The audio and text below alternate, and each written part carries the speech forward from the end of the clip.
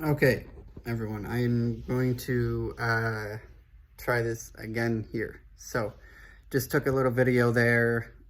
Turns out I didn't take that video camera, or yeah, the camera was off after about a few seconds for some reason, was not recording after I got probably like 5 minutes away through it, probably only video taped about like 5 seconds of it. So I'm gonna do this again here, and yeah, so let's get this. So I was talking about, I was doing a little bit of a recap of my first year in my landscaping business, and I know I don't want to be too repetitive here from my first videos, but I really wanted to just make this video to talk about, what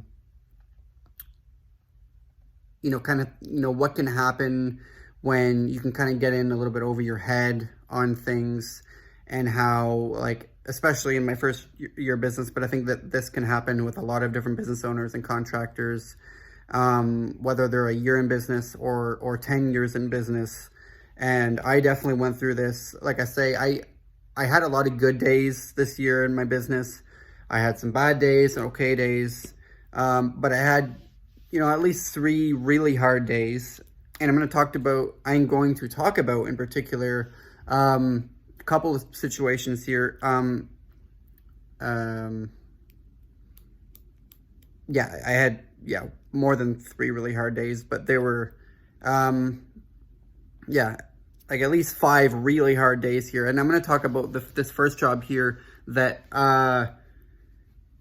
these customers of mine, that unfortunately are not going to be recurring customers of mine or clients or anything like that because of this instant now that I've learned from. But yeah, so we're going to talk about this here. So they wanted some plants installed, which is fine. I got the plants, I installed them, fine for them. They're happy with that. And I dealt with that all fine. They didn't like a couple plants, so I changed that in the quote, and I changed that around when I installed it. They didn't like exactly where they were, so I kind of played around with that, and I communicated that with them quite well. They also wanted existing garden beds they had in the backyard joined and edged. I also believed I dealt with that very well, as the one customer liked to do things herself and liked to think for herself, even though she hired somebody to do that thing. So I believe I communicated that with her and her husband very well, and I did a very good job. But the third thing I was hired to do, and I offered to do, as they needed that problem solved, in my opinion, and they wanted it done, was 2 downspouts need to be installed, as the water wasn't going away from the house in those areas, and they had like old rain barrels that weren't working, and their existing downspout thing they had connected there was all messed up and stuff. So I offered to do it because I knew in my head that I could physically install that, and I could quote them for that price, and frankly give them a fair price on it, and I could make some money on it, which is true. I did end up giving them a fair price on it, and I did end up making, quote unquote, some money on it in the end, but we'll get to that. And but what happened is I ended up installing the one downspout completely fine. The other downspout I ended up installing fine, except for the end of it. Turned out there was a little bit of a leak of some water when they got enough rain, because of the specific screws I put in it. I made a couple holes too big, or there wasn't enough screws in the very bottom of it. And at that particular time,